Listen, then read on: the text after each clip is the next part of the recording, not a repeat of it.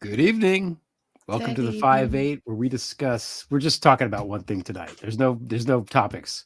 Uh and there's two hosts and there is singing and there's going to be curse words and I don't know. I'm just having a straight shot of whiskey. So Oh, I how think that is a smart move. how are you, LB? How's I'm it all going? right. I'm having the biggest glass of water I can. This is my big glass of water. I Just think it's important to be hydrated, especially when you hydrating. basically pulled an all-nighter, as I think a lot of people did. Yeah, I was up all Um, night. I mean, I did sleep. I went to bed. I was feeling so sick around 7:30. Just sick. Like not I'm not unwell, just I didn't want to projectile vomit all over the house. So I went to bed knowing what was coming, dreading it, and then I was up at like 12:30, and then I watched Pennsylvania come in, and that was my night. yeah. Yeah, it's not good. The Pennsylvania thing is not good. I mean, what we're going to do on the show tonight is we're going to talk about our reactions for the first two topics, and then we'll do some Q&A. Yeah. Hopefully, people will ask questions when we get to that part for the third topic, and then a couple more things for 4 and 5. So, the first thing is the reaction, and I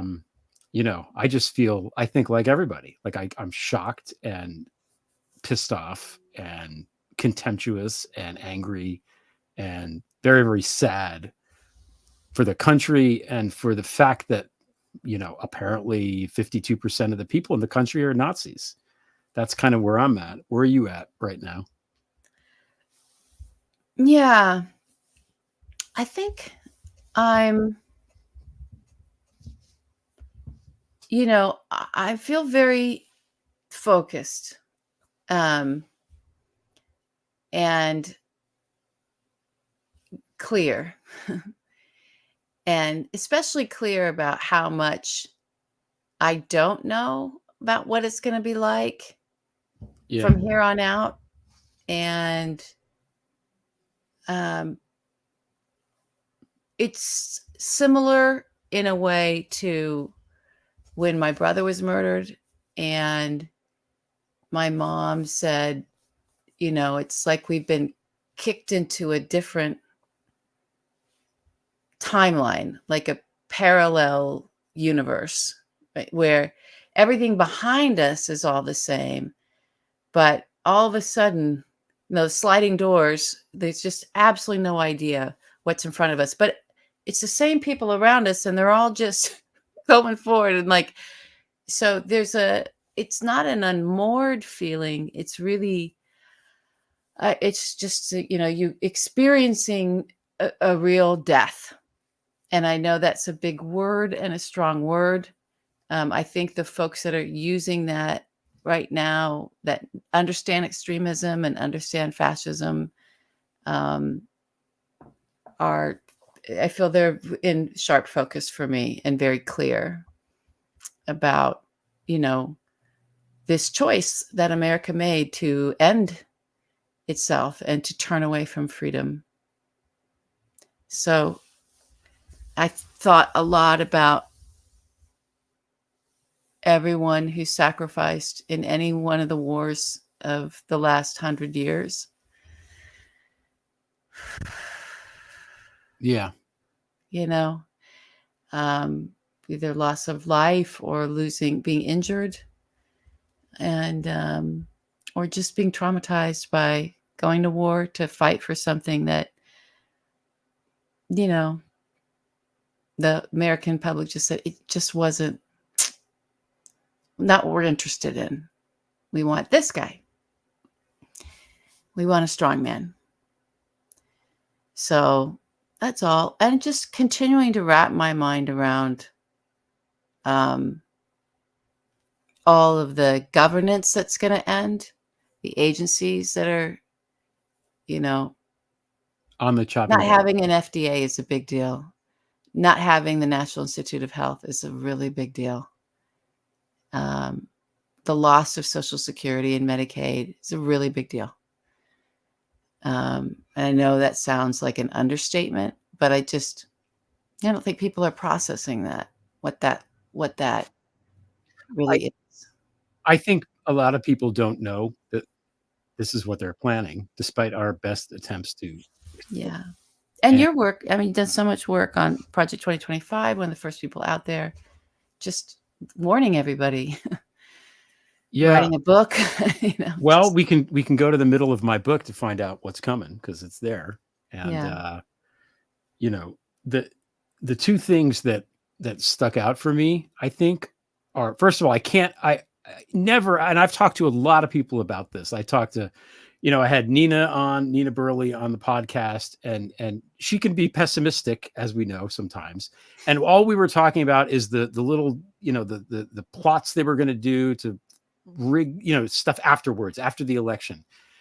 And I just never even crossed my mind that she would not win the popular vote, that he would win the popular vote is just, I don't even know what to say about that. It's so uh, disappointing and angry making, you know? That is the one. And the other thing is how many people in the country support this mass deportation thing because they don't know what it means and they don't know what's coming.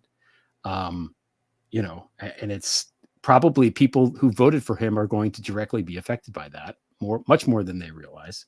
So I'm thinking about like, there are people in all of our lives, I think, that voted for this guy, yours and mine and people watching this. And how do we deal with these people now? This was going to be a problem even if she won, but now it becomes worse because I don't want to have anything to do with them. I think that there's a line, and this line, it's unforgivable. It's really unforgivable what they've done.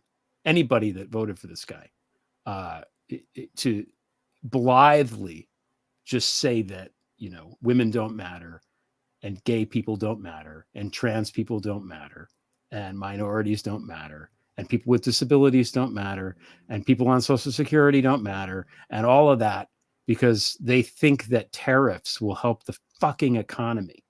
So I don't know what to do about all that, but I feel like sometimes when I write stuff and I'm trying to process it, I'm trying to visualize all of us coming together in some grand way. And I ain't coming together anymore. They're off the fucking island forever in my mind. Yeah. And I don't care what happens to them. I really don't. And maybe that makes me sound like a dick and I'm not compassionate, but like we were talking about this. There's that one Spider-Man movie, Tobey Maguire movie, right? Yeah. Yeah. And at the end, he's on the train with the bad guy. I can't remember what bad guy it is. And the train is going to smash into the skyscraper. And he's there with Spider-Man, and the bad guy says, basically, you're the good guy. You're not allowed to kill me. And Spider-Man says, you're right. I'm not allowed to kill you, but I don't have to save you. And he just leaves, and the train crashes, and that's the end. And I feel like that's where I'm at now in my morality and in my ethics. I don't want anything bad to happen, but I'm not going to try to save you ever again. So that's part of my. Well, Yeah. I feel like, and maybe the folks that are here that are our audience, because I know so many have been so committed Yeah. to messaging and voting and registration and just democracy, to just like,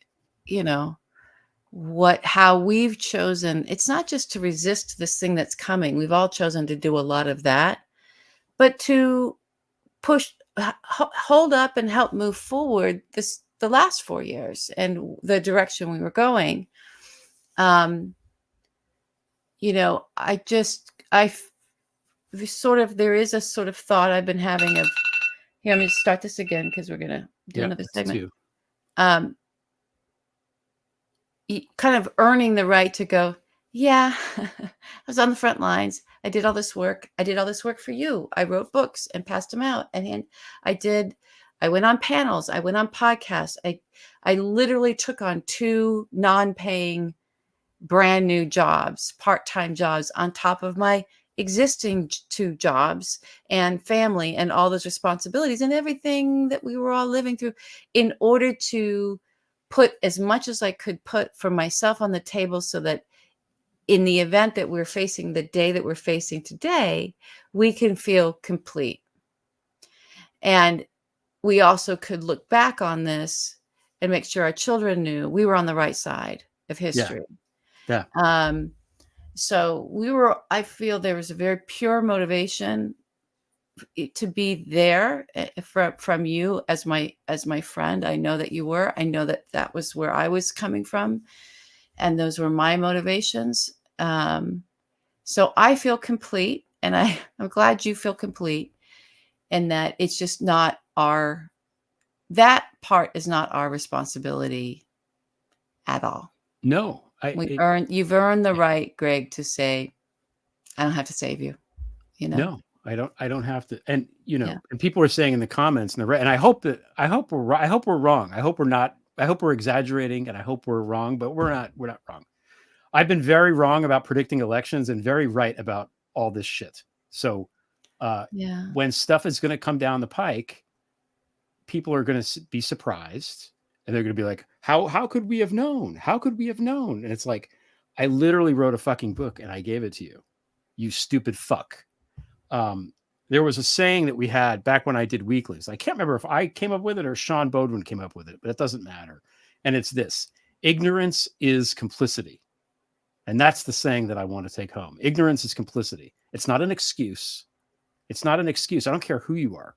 I don't care if you're 18 or if you're our age or if you're, 80 and want to tune out. It's not. It's complicity. If It's a you're choice. ignorant of the Yeah. stuff that's here, you're part of Yeah. the problem. And that's just how it is. And I, as a writer and a novelist once upon a time, I haven't really been doing that at all. I was really dismayed early on by how many people that I knew in that community just didn't pay any attention to this at all. Just went along writing their fucking books as if people read books, as if books aren't being burned right now. Right. Yeah. As if everything was going to stop somehow and everyone was going to pay attention to that. And that makes me angry. So that was the feeling of what I was describing is it's very different for you because you're clear and present and focused to actually, because you're experiencing the loss. Yeah. And there's all these people just right alongside going, and it's a surreal experience. It's just a disconnecting one. I wanted to say one other thing on that disconnecting note. It's also, and someone made this point, like barely paying attention to what's being said and on air. When I was making dinner, I could hear in the background, I think it was Claire McCaskill, somebody saying, it's how unmoored the voters are when it did come to Roe being on the ballots. And it was like these states are Missouri is codified abortion rights, like these states that I think even Montana, but then voted for Trump. So they weren't connecting. He had successfully unentangled himself from that response. They weren't voting you're just voting the guy back in. It's just going to now become a national ban. What are you doing? So the messaging and the lack of proper coverage of this man, constant, just always a lack of properly covering him, allowed people to have that level of cognitive dissonance, that level of denial of like, oh, I'm going to, I'll make sure abortion's on the ticket, but I'm going to vote for Trump. He's my guy. It's like, well, the economy. Tariffs are going to fix it. Oh, the Biden economy? That economy? Yeah. Okay. So, yeah. Well, you bring up the media, and I think, and you've said this privately many, many times in various forms, what I'm about to say, which I wrote a piece today because I felt like I should just on my great. thing. It was lovely, by the way. Thank you. And there's a guy, a poet named Kurt Tucholsky, who was in Berlin in the 1920s and kind of knew what the Nazis were up to, and he could see it, and he knew it was coming, and he did everything he could to try to stop it, and did not succeed. And finally, he left, and he went to Sweden, and I think waited out the war there and stopped dealing with it. He just, we've seen this on Twitter. People just are like, I can't do it anymore. And he wrote to his friend, you don't whistle against an ocean. Mm-hmm. And I thought about the ocean. We have these images now, these blue waves, these red waves, but the real ocean is the force against us, the forces against us that are so powerful, because you have the legacy media, which is the TV and the print. You have the social media, which is run by mostly two ridiculous dorks who are out and out. Mark Zuckerberg, who thinks he's a Roman emperor, and Elon Musk, who wants to also be that. You have all the advertising that's done for these campaigns, all the fucking money that's put in the campaigns. You have all of the oligarchs, these super rich people that buy up all this stuff. Someone wrote me, I can't remember the name off the top of my head now, Mimi, I think, and said, the Koch organization has bought this company that basically handles where all the cell phone traffic goes. Like all cell phone traffic in the United States goes through this thing. So they own that now. That happened like yesterday while we were all sleeping. Okay. So, so you have all that oligarch money. You have the Supreme Court, Foreign intelligence services. Yeah. And that's the last one, the Kremlin and others, and it's too much. It's too much. Yeah. They all consolidated and did this move. When Jeff Bezos, I'll be honest with our audience, when Jeff Bezos did that move with the Washington Post, that was when I was like, what does he fucking know? Yeah, he knows something. Yeah. I have to look at what he wrote again, what he didn't say. Yeah, well, he wrote something, I think, today congratulating Donald and on this incredible victory. So I know everybody here gets it. We don't have to beat that. We don't have to beat that horse right now. And that's another reaction I had. I knew we were coming on this. We had this show planned tonight. And, just got to be honest. It's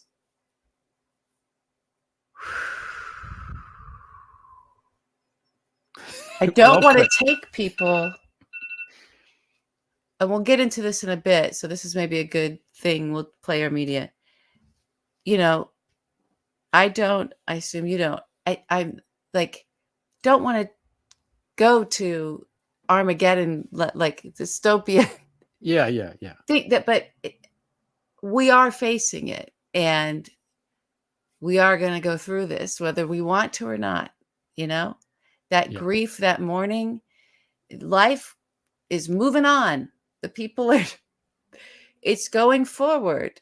And so whether you like it or not, whatever this future is going to unfold.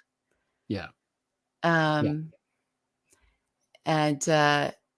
how much of that, how do we talk about this now in a way that prepares us, makes us feel connected to reality, which is why a lot of folks are here. It's why I do this, is like, reality. I gotta, because there's so much gaslighting.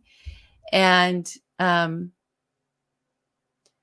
doesn't, send me to my bed and under the covers, which might be what I'm doing after I did that one fireside about, I guess people were like, oh, I miss fireside. I'm like, okay, that's what I guess I did when I was talking about Trump doing the fellatio, that little video that got flagged.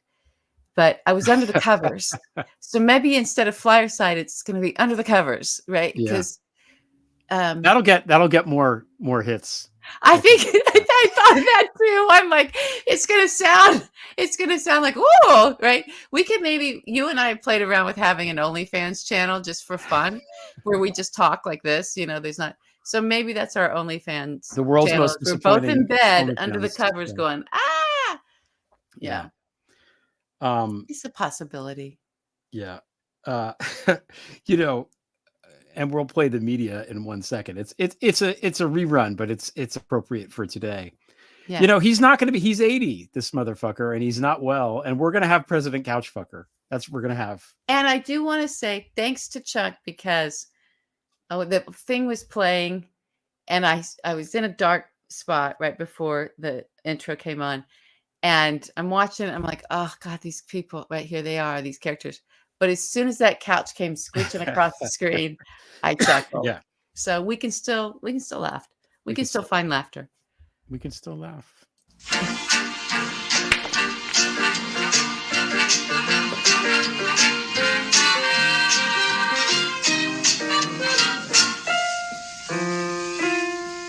Times have changed. Soulless rich man, look what he owns. We can pay off our student loans, so we lose ourselves in our phones. And tomorrow, Earth will turn to a dried up husk. We'll all die while the rich men fly off to Mars with Elon Musk. For news we once had Walter Cronkite. Today it's a nightly gaslight of cable shows. Everything blows. For many decades since John Marshall, our SCOTUS, it was impartial. Now it's fallen cold. Everything blows. It's so dumb today and ho-hum today. I'm so numb today, David from today. When most guys today, reporters prize today, are just Peter Thiel tech bros. Trump is such a sick, depraved guy. I'm praying we'll all be saved by the UFOs. Everything blows. Yeah, I haven't seen that. I forgot I sang on that with me you. too. I forgot that it existed at all. Completely I'm like, forgot what's about this that one? one. Everything blows sounds like it's Perfect. appropriate for tonight. It's This sounds like it's perfect. for Oh, what we're look, trying I to see do. people laughing. Please make this shareable, Ellen says. Okay, low. Okay, yeah, Everyone we'll, love this. oh Outstanding. God, I hope I gotta find it. We'll have to find it. I think I'll chunk each uncle have it. Somebody's got it. it. I saw a little thing. I want to, if we can kind of pull up. So we want to do you guys and just sort of look at your comments. We wanted to, you heard our reactions, what we had to say. We wanted to know your reactions and what you had to say. And there was one thing that I saw scrolling up there that right before we went into the media about the DOJ and the cases. So I don't know who scrolled that. We'd have to scroll up to find it. Yes, the Merrick Garland dropped all of the cases against Donald Trump. That happened a few hours ago.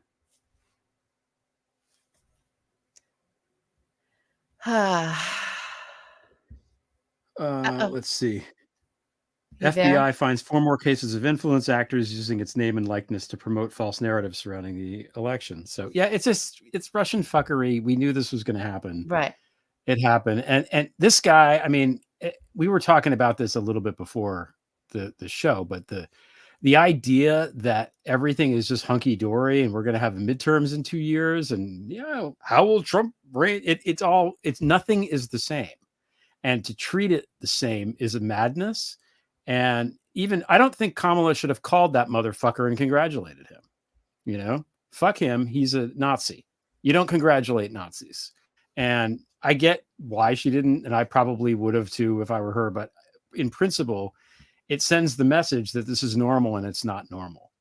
And Merrick Garland is the fucking patron saint of this bullshit of institutional crap.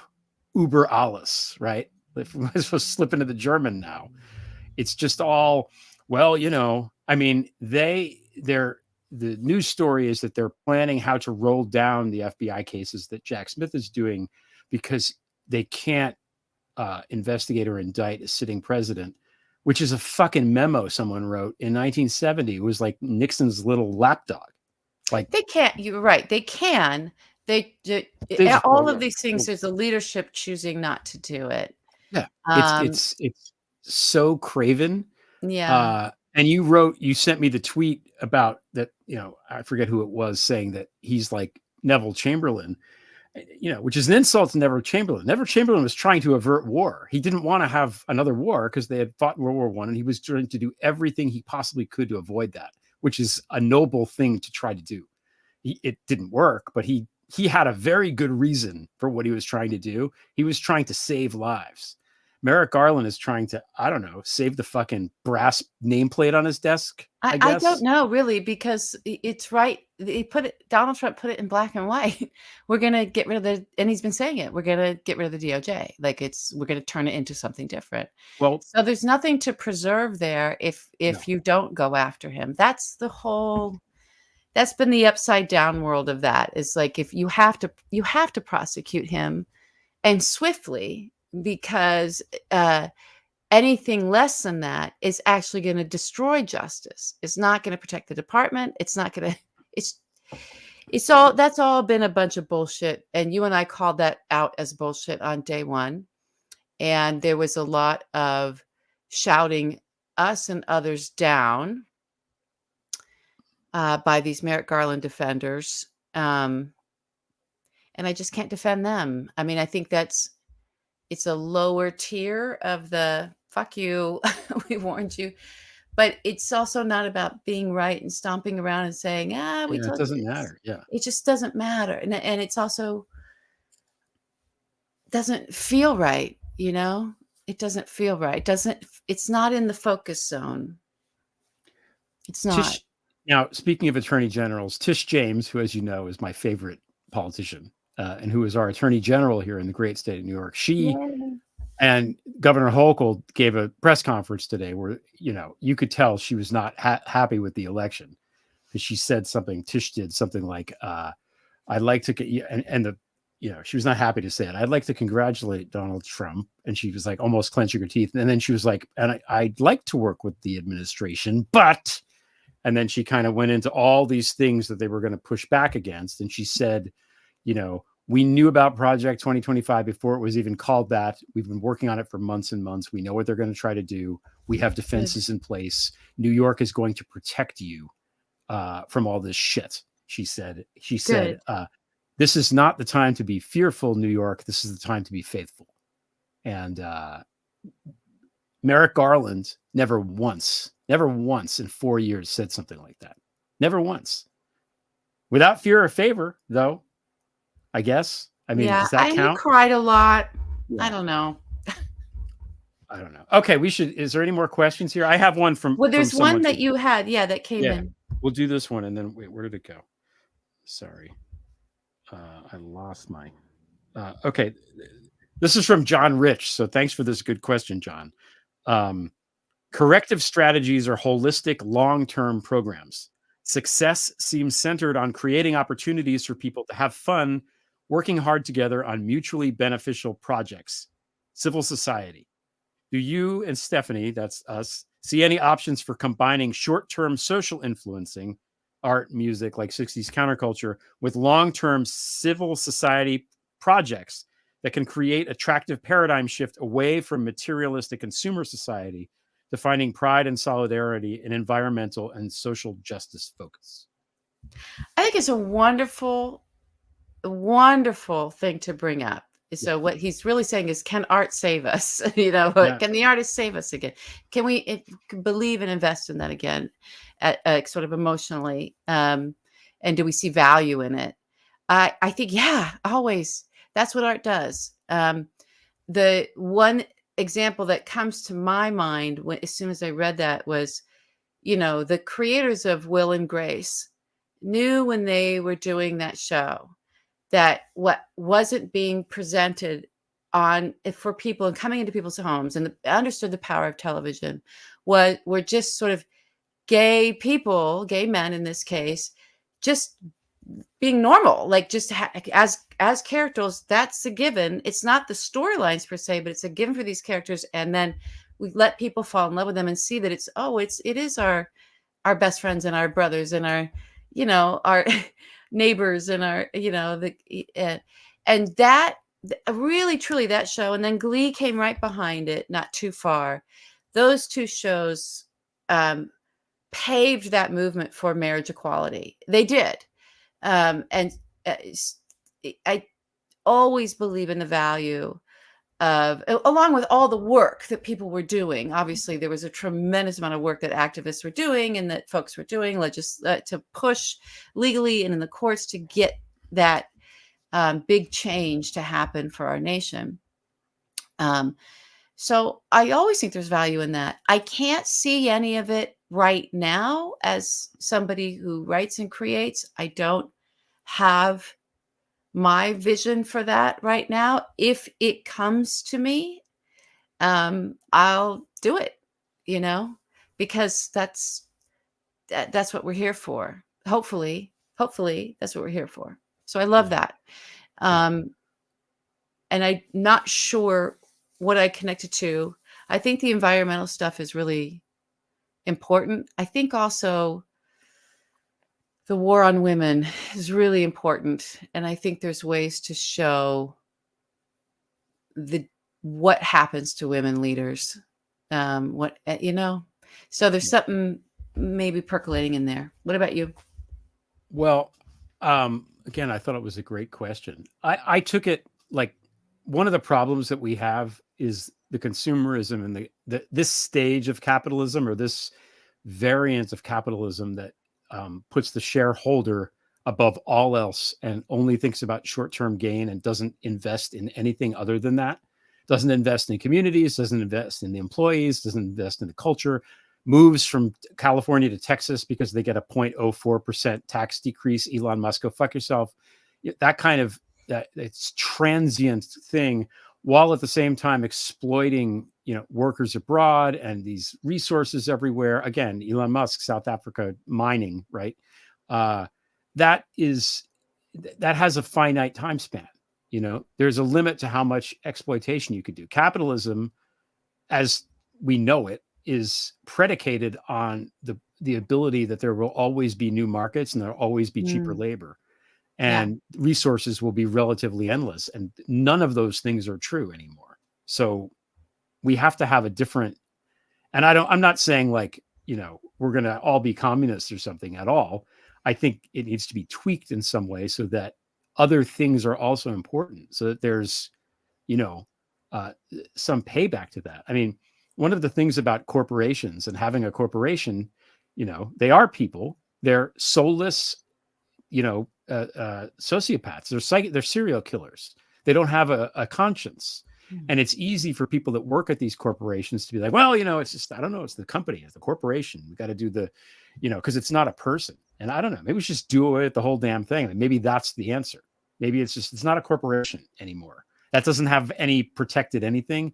It's just, this is the 5/8 and you and I are running it. It's just us, and that's what it is. And everybody's like that. And it's just, I don't know. Just I don't know. A gig off the top of my economy. head.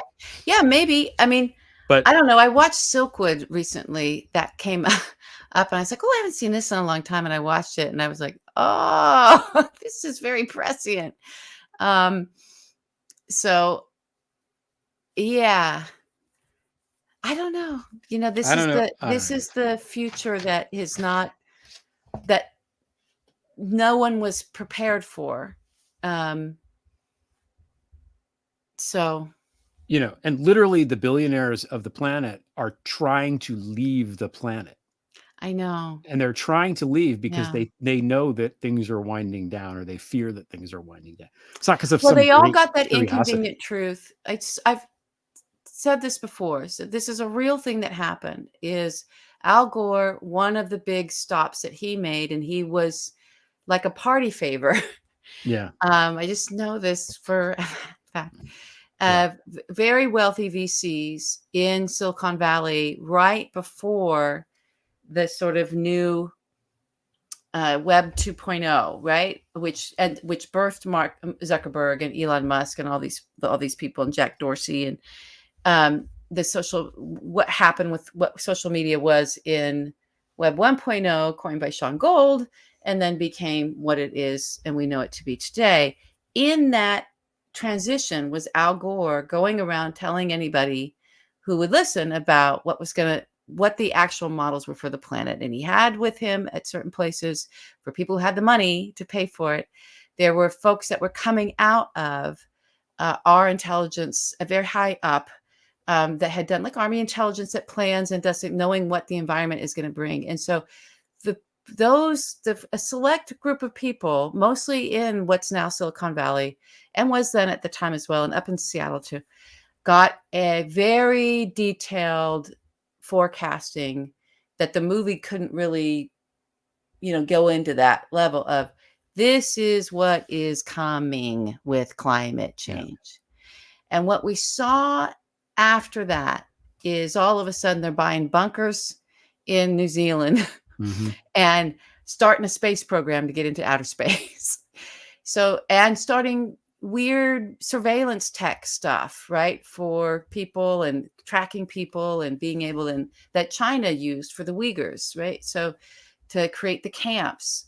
So, because large groups of people are going to be moving and migrating due to devastating climate change and the effects in certain areas. And maps are going to be redrawn. So I don't know how much of that has been always in the background, Greg, of what we're watching, this powerful consolidation of forces to just push democracy off the map.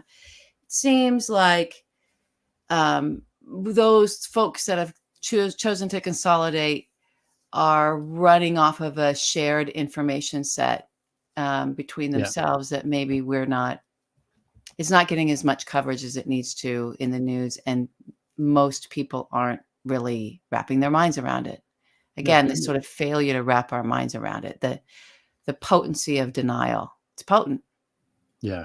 It's, one of the things about climate change is that it was 80 degrees today. It's like November 6th. Yeah. So, yeah.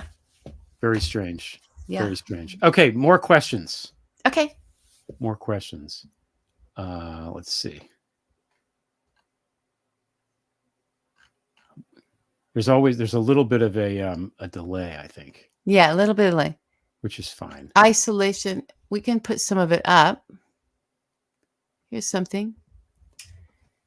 Won't be isolated declared. It will be support mass malignant autocracies worldwide, regardless of business or ideology. Oh, I see. Yeah. Yeah.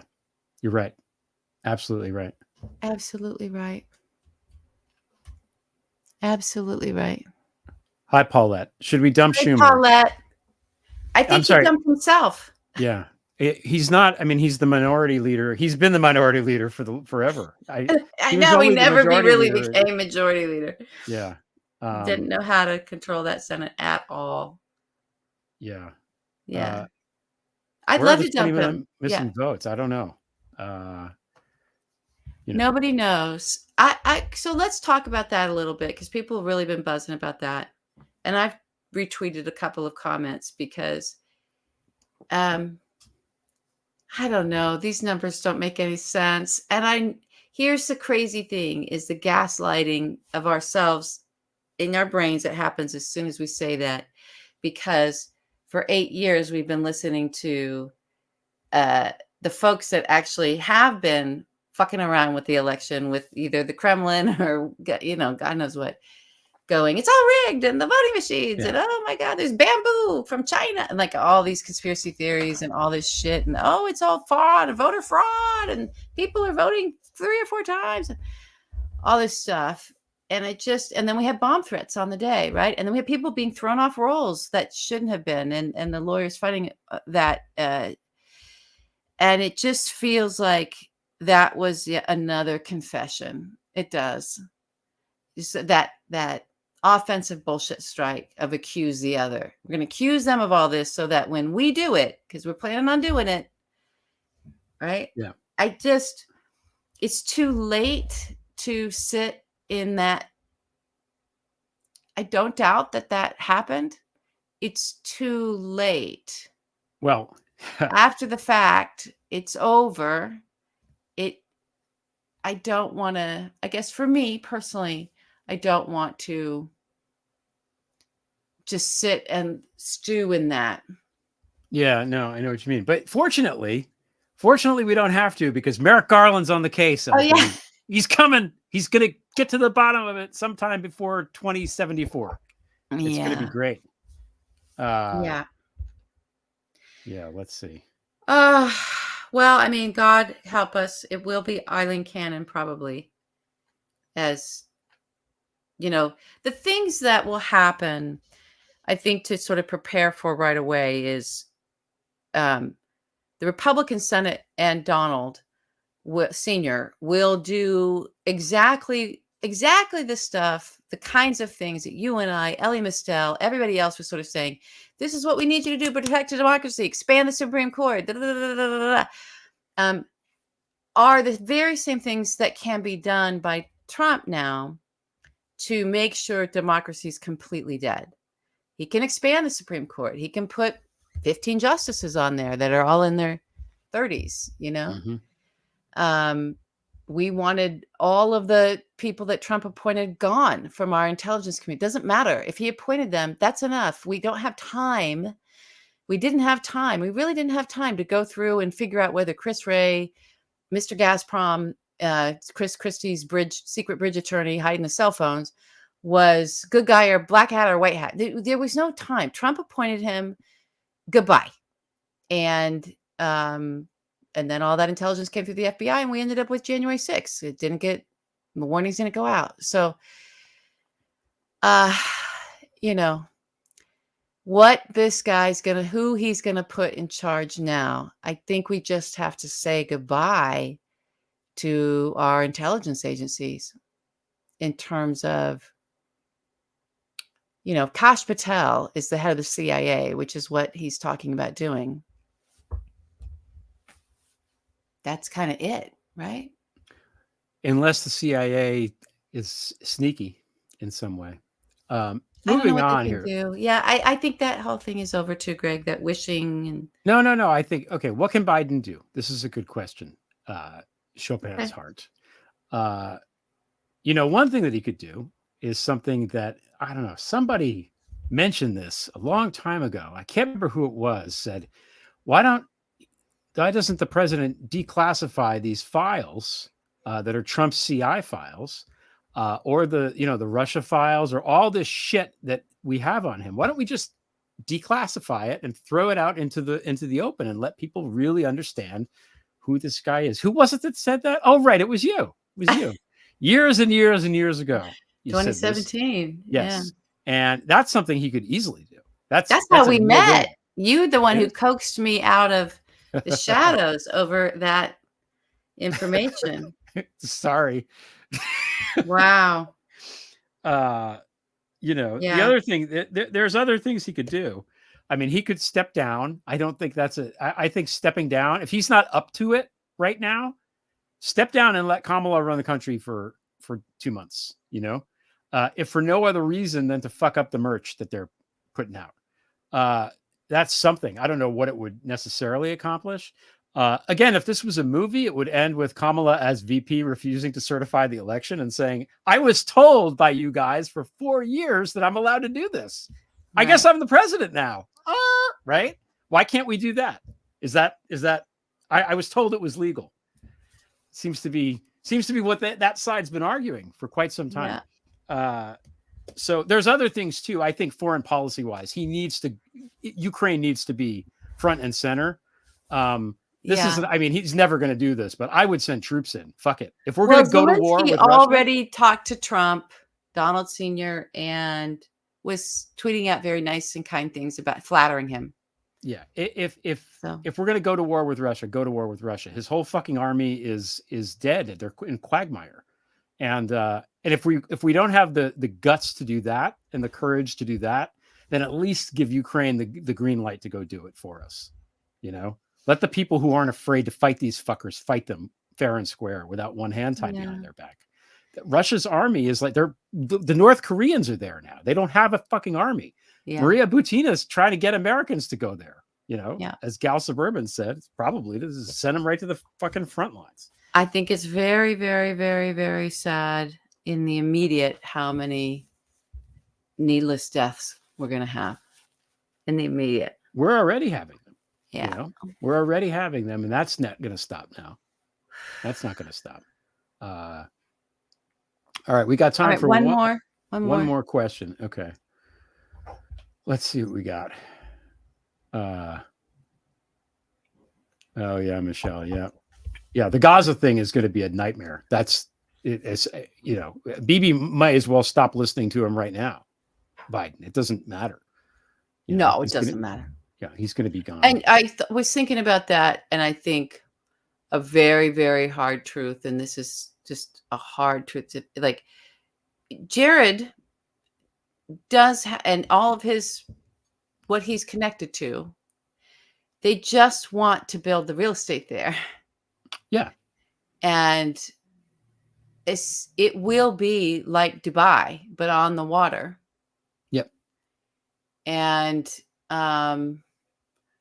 we're going to see in our lifetime a whole bunch of people going there, flocking there, and vacationing and spending their money in these high-rise hotels. It's Trump going to Tower, be Gaza that City.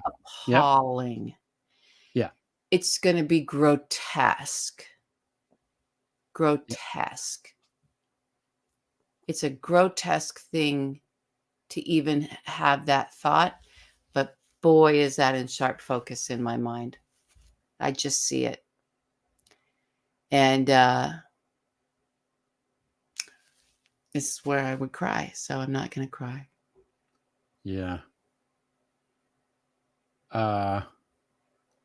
Let's see. I don't know anything about how the polling stuff works, but I wait. Let me get to the question. I do know a little bit. Wait, I can't find where it went. Here we go. Shubal Stork, how did Indiana declare Trump the winner 5 minutes after the polls closed? So the way that, as I don't know how it is now, but the way that it used to be is the Associated Press, which is not-for-profit cooperative, owned by all the member newspapers in the country and the broadcasters and everything. So they have people everywhere, has an election function that is able to very quickly, and they've been doing this for 200 years or whatever, gather this information by exit polling and by counts and by this and by that and feed it all into a central place.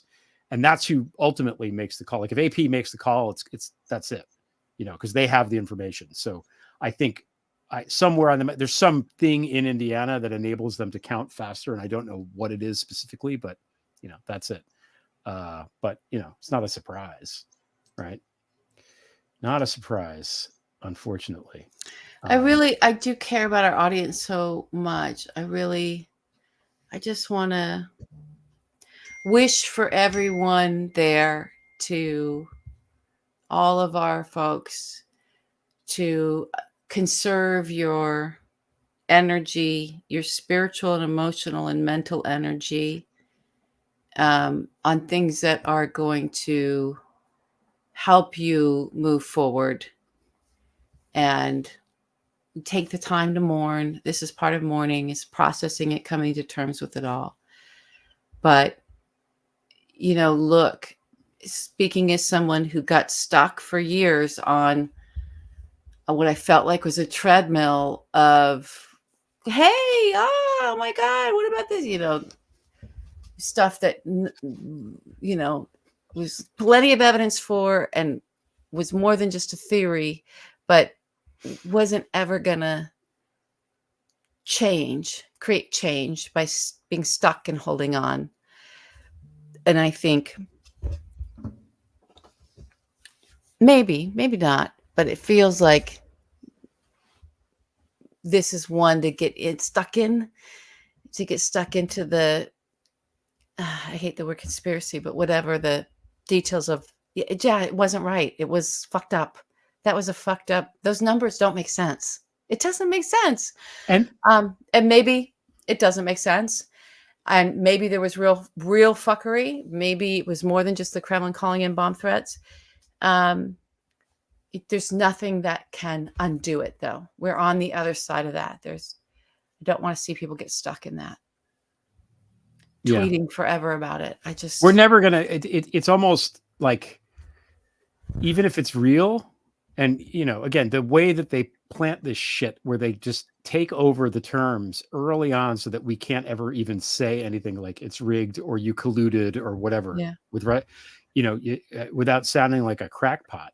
But even if it happened, you risk completely undermining everyone's faith in the process. It's like with the Supreme Court. But It doesn't matter if we have faith in the process anymore. The Well, that's process you're right. is You're right. over. I stand corrected. You're right. The It is. process is over. Yeah. So let's get into the next Yeah. topics, Yeah. Yeah. Yeah. Next because we topic. want to talk about this.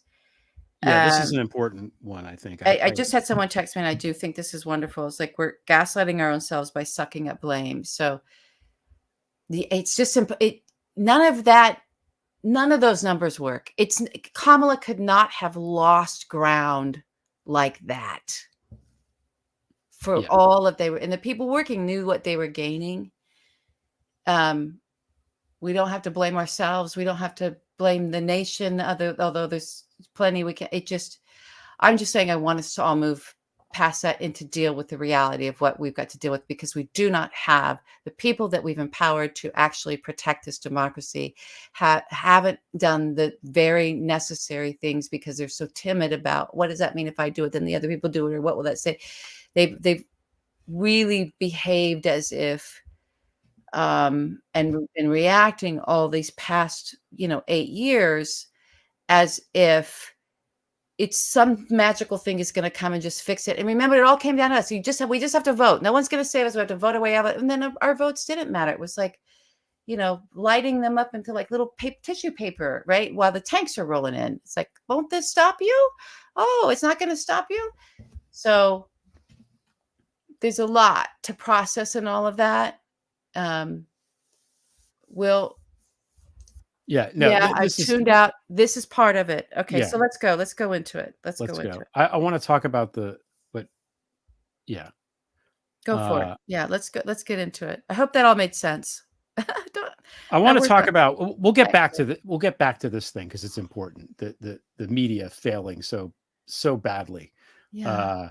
And it serves no purpose. Like I wish in hindsight I had not even turned on the TV last night, because it was just a fucking waste of time. All it exists to do is ramp up get everybody all into it and sucked in. Yeah. It's a soap opera. It's written the same way that soap operas are written. It's designed to make you tune in and worry and stress out and all this stuff. And why? It doesn't have to be that way, but it's clearly that's what they want to do. That's what they've chosen to do. And it's not like the people there are dummies that don't know this. The people, they know. Jake Tapper knows what he's doing. He's not stupid. Dana Bash, okay, she might be kind of dumb, but they know what's up. And that you can see it because they often do good work, but then mixed in with it is this kind of, bullshit. And I can't, I hate it. I hate it. I want to talk about women and men, because I think this is important. Like, one of the demographics that Trump leaned on is men. There was Latino men, certainly. But I want to talk about young men, right? So young, like Gen Z, new voter, 20 something, whatever men were a big pickup for him. And I think that, and we've talked about this a little bit before on the show, I believe that there is, the gender roles and the balance of what it means to be a man and what it means to be a woman has shifted so much in such a short period of time historically, which is good. We want that. We want equality. But men are confused. A lot of men are confused because they don't know what the fuck how they're supposed to be. And that confusion is magnified by sexual fluidity now, which happens a lot with that generation, especially, and all that complicating factors, right? It's all confusing. It's very confusing to people. And the bad guys know this. They know this. They know who to target. They target these men specifically, and they throw at them these models of manhood like Andrew Tate and fucking the Jordan Peterson and Rogan and these other idiots, as these sort of exemplars of real men. These are manly. This is what a man is, right?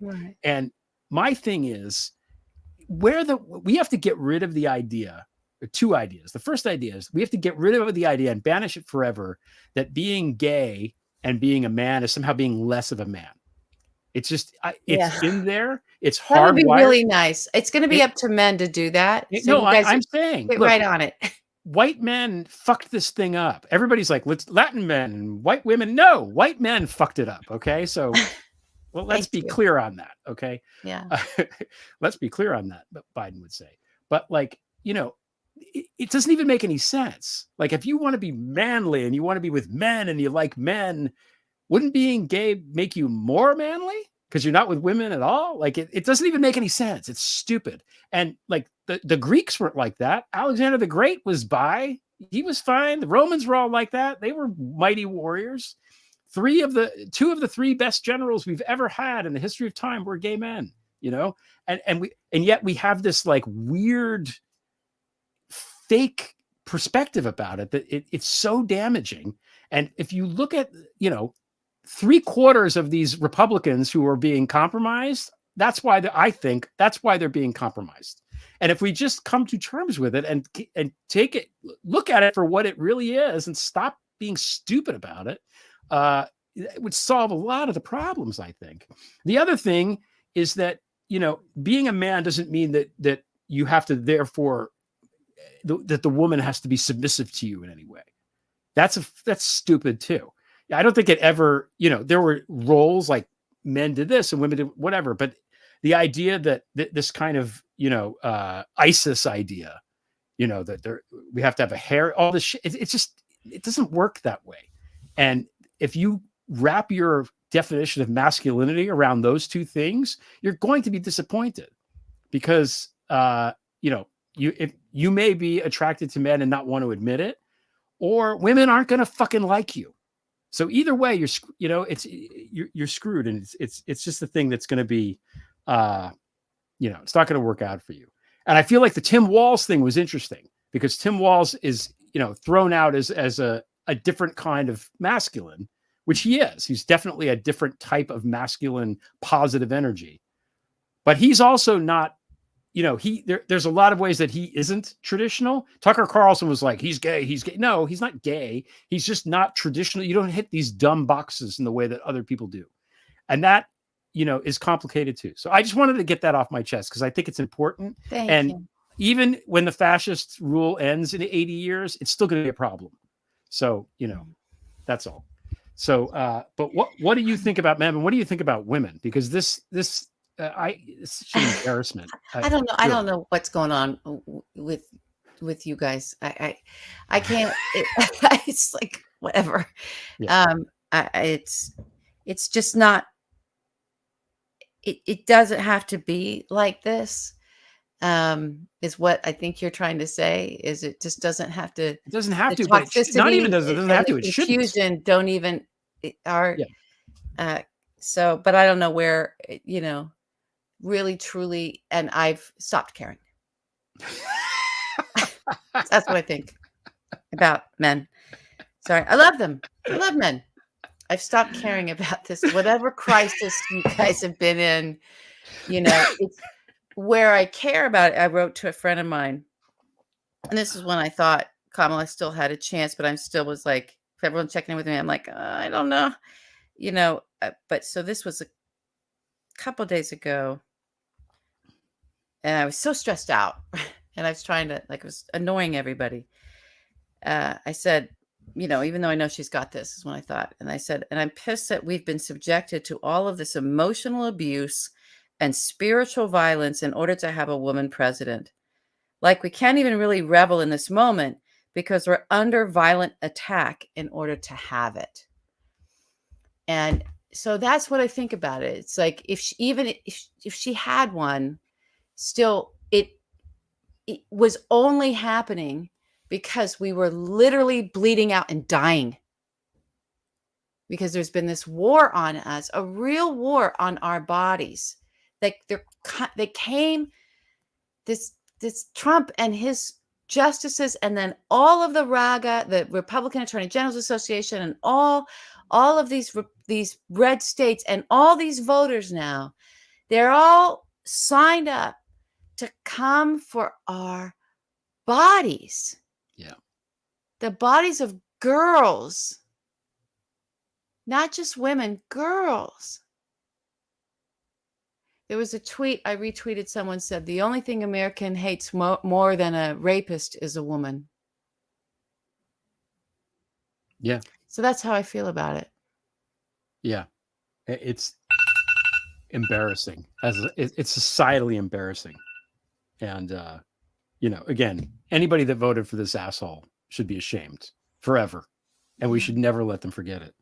No. Okay, so last topic is, I guess, a new hope, but just, thoughts about the future. And we were talking about, hopium and the idea of hope and false hope and all that. And you made I think, a really important distinction that I would like you to share. Oh, okay. So help Or me should we wait remember on how that? I said it. Help me remember how I said it. Okay. Really, truly help me. No, because, I don't, there's a way, even yeah. Kamala today. Oh, go ahead. Okay. I'll give this. Yeah. Even Kamala today was like, we're going to be okay. So I wanted to just roll back. So I'll share a personal thing. So I had this thing that happened in my spinal cord after my pregnancy, and I just kind of went for it. Speaking of Spider-Man, I on that movie set, eating the sandwiches. So I ate so many sandwiches when I was pregnant. My daughter loves sandwiches. And I gained like 70, 80 pounds. I knew this was it. I was going to be pregnant once, and I just didn't want to whatever. And I was all trim, and it was all beautiful, and it was all perfect. And then that last trimester, I was just like, huh. And it affected, I didn't know I had this syrinx in my spinal cord. It's a genetic thing. We didn't know we had it, but you can see it right on the MRI. It's like, thank God it's something that he's like, oh, here's a picture of the thing, or you think you would going crazy. And it expanded. So it's a cyst inside my spinal cord. And with the extra weight, that weight gain that fast and that sort of thing, it just, the pressure caused it to expand. And it, from inside my spinal cord, hit my nerves. So it was right at my thoracic 4 and 5. And that part of your spinal cord, so it was like from my rib cage down, I was almost like semi-paralyzed. So I had a drop foot. It was bad. It started with just, I couldn't walk. So, and then it was, months of trying to work out from that. It took me 10 years to get all that worked out, and neurosurgeons, and couldn't do the surgery, blah, blah, blah, blah, blah. So all this is happening to me as my career is going, and I have a newborn baby. This all sort of happens at once. And I was working on a project with a comedian and writer named Jonathan Katz, who did Dr. Katz, which was like a cartoon, a squiggly cartoon. And Jonathan had MS. And not many people knew about that at the time. And so he kind of zeroed in on me in a really beautiful way, right? Because he'd worked with many writers and everything. And he just sort of saw me and saw how I was with this thing that was happening to me. And because I was very like, I'm okay, I'm gonna, soldier through. And he just sort of one day took me aside and said, look, denial is not your friend in this. And you need to be really careful with it. Everything is not okay. But that doesn't mean you're not going to get through this. And he was the person who first made that very clear distinction for me, that those are two different things. And because as we said, we were talking about at the top of the show, the future is coming. It's moving, right? And you can move with it in reality, dealing with what's there and doing our best, because there's so much unknown in this, to sort of light the way, at least enough of like, okay, here's what's coming now, so that we can not only wrap our minds around it, but we actually have some choices that we can see. None of the choices we're going to be making, everybody, none of them are what we wanted, because they're not coming from democracy anymore. They're coming from fascism. It's really coming. It's really happening. It's upon us. It's a different world now. And we just haven't lived through it. But we're going to get through it. In the only way you can. That's a choice. You don't have to get through it. We can lie down on the railroad tracks and go, and like let it all roll over us. I can't do it. I don't want to do it. Or give up. It's probably or how what everyone was doing last night. everyone was Yeah. doing last night. Crawl under the covers. It doesn't mean you have to stay there all day, but it's just maybe you have to do that to sort of think a little bit. But I'm gonna make it my mission to do my very best to stay present to what's actually happening and the place where I actually live. Like what, not the fantasy America, not the fantasy. Oh, if only Kamala. Oh, in 4 years, if the Dems can just get their shit together, it'll like, so for me, that's a bullshit denial. That's the same thing as when I was dealing with that disability and going, hey, I can walk around on my crutches and go to somehow I got a cane, but I'll make it, but I just wasn't, I wasn't in the realness of what I was up against. I just wasn't. I just wasn't. And as soon as I got there, I could start making different choices because I started making choices of a disabled person that didn't want to be disabled anymore. And I actually realized I have a choice. That is the rarest of rare, to have something happen to you where you end up with a spinal cord injury like that, and something that is really qualifies you as disabled. And what was in front of me was a choice to not be, but the path was 10 years of really fucking hard work. I chose that. That doesn't happen for people. So those kinds of things also, if we're really present and we're really dealing with the reality of where we are, what we're dealing in, how we're going to move forward, if we're really present to that and know that it's not going to be okay, it's not going to be okay. But we can be okay in how we're choosing to move forward. But the global it's not going to be okay. This is No. not going to work itself out. It's not. No.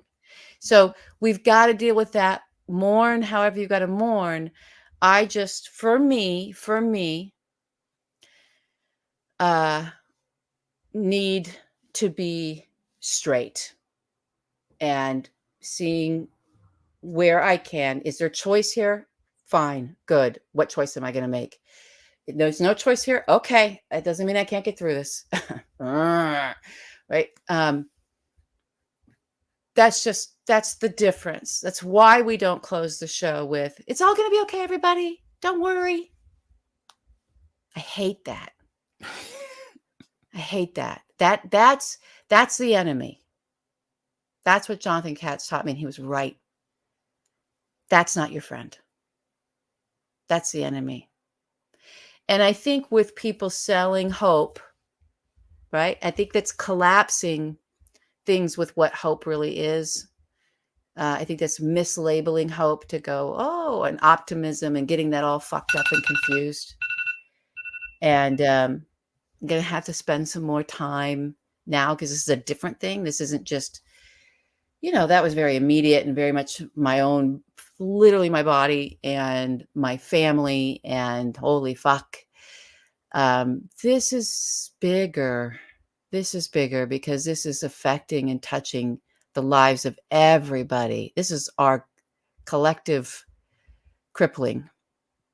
Yeah. It's a crippling that's happening to the collective. And I think it's also okay in this place to start figuring out where our boundaries are. And we'll talk more about that in the future of, what are we facing, and how do we find choice? And then how do we kind of stay a step ahead of the game? And one of the things that I just personally believe in is being able to realistically set expectations of the people around you. Because yes, there's the members of your family, Greg, like you said, I don't have to save you. I don't have to save you. And then there are people who, this thing goes the way it looks like it's going to go, it's going to get very desperate. And they're going to be folks that you do care about that aren't going to be in that place we just talked about, and aren't going to be able to, haven't done the work to sort of find their choices and make, maybe I got to abandon that whole career I thought I was going to do, and I'm going to go do this kind of job. And they're not able to do that, react, right? Survive, not just survive the moment, but try to build into this new future that's unfolding, whether we want it or not. And I think everybody needs to be able to say, I have enough on my plate. I can't take care of you too, but I care for you. I love you. So I had those thoughts. And then I had another thought about all of this that is also, I think, connected to making our way through it, is finding the things that actually do, where you can be of service to others, that don't overextend you and don't take from you. I'm not taking from the very limited resources I'm going to have for the people I need to be protective of, even if that's just you and that's all you can take care of. That's okay. That's fine. Set that boundary with people. I think there's still stuff that we can find that we can do for others and be of service to others in our community in a meaningful way that doesn't rob from our own limited resources, which they're going to dwindle. In my community, I just saw this food pantry that blew my mind. And I thought, okay, once a month, I need to make space for that food pantry to go down there and help. That's going to feel good to me. Feeding people, feeding hungry people, boy, that always works. That's always needed. That's always the good work. That's always the good work, no matter what system of government we live in under. You can feed hungry people. Yeah. I can find time for that. Thank you for all of that. 2 quick announcements, and then I have a thought to kind of please recap what you just said. We're going to do a show on Friday night, but it's going to be kind of it's for a members only show, but at 8. So it's like an after hours, but at 8 on Friday night. And then Sunday, we're doing the live show in New York, which will not be as celebratory as we were hoping for, but will still be very good, especially given who will be there. So which we are not at liberty to say. So it'll be really great. Everybody who's made plans for this, and especially those of you who are going to travel, if you're listening, we're still showing up there. We're going to keep this community together and intact as our best, and hopefully growing. Everybody needs a safe space now, and these can still be safe spaces. And you've created this safe space. Everyone out there commenting and listening and watching, you have created this for yourselves as a safe space, and we are not abandoning you. Right. You can still be here with each other. And Sunday night will be a real in person, and it'll be nice to see all of you and give you a hug. So I'm waiting to see everybody and give everybody a hug. I want to say that again about Friday night, Greg, just to say it so people know. Join now if you haven't joined. If you want to be, we did this show. This is our open show, our free show. Friday night, we're going to do members only, just so we can give all the folks that are patrons a little, this is the extra that we want to give to you. So we're having a second show this week, and it's members only. So you do need to join for that. Yes. Yeah. Anyway, so hopefully we'll see everybody in New York who can come. Everybody's already bought tickets. We're very excited to see you. So there's gifting happening. People are gifting memberships. I love the gifting. We love the gifts. Okay, so there they are. And Stuart Sevray, we saw you in there. I've been thinking about you, buddy, all day. Yeah. I really have. I saw your comment in there. Thank you to you as well. He just gave us a shout out and a thank you. That's former Senator of Jersey, the country or the territory, not a country.